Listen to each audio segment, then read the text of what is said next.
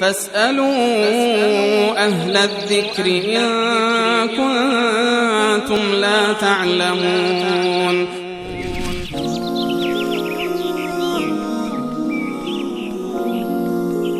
سلام علیکم، خسته نباشید. حفیظ الله هستم از ایران. ببخشید یه سوالی داشتم.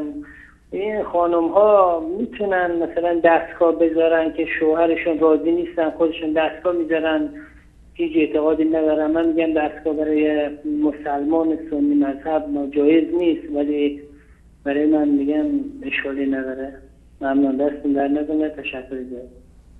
بله تشکر میکنیم و بفرمایید. بله، از دیدگاه عموم فقهای اهل سنت و الجماعت تأخیر انداختن در بارداری یا فاصله انداختن در میان فرزندان، خصوصا زمانی که بنابر مصلحتی باشد، هیچ گونه اشکال شرعی ندارد، کاملا جایز هست.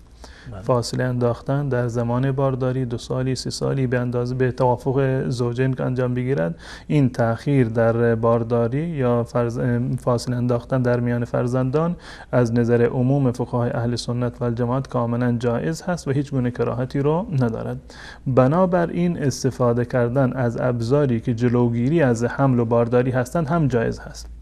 دستگاه گذاشتن یکی از این موارد هست اگر واقعا محرز و ثابت بشه که برای زن هیچ گونه ضرر و زیانی رو نداره و موجب ضرر و زیان جسمانی برای زن نمی شود، اساسا این کار جایز هست. منتها بحث رضایت زن و شوهر یک امر کاملا جداگانه هست و رضایت شوهر وقتی که تفاوتی نداره که در میان زن باشه، بحث زن باشه یا بحث مرد باشه، این بارداری میتونه بر توافق زوجین در واقع انجام بگیرد. اما اگر واقعا شوهر که یعنی میخواهد که بچه دار بشود و به همین خاطر هم ازدواج کرده، فرزند رو دوست دارد، میخواد که فرزند خودش رو ببیند و پرورش بکند، در این صورت زن اجازه ندارد که بدون اجازه شوهرش چنین کاری رو انجام بدهد.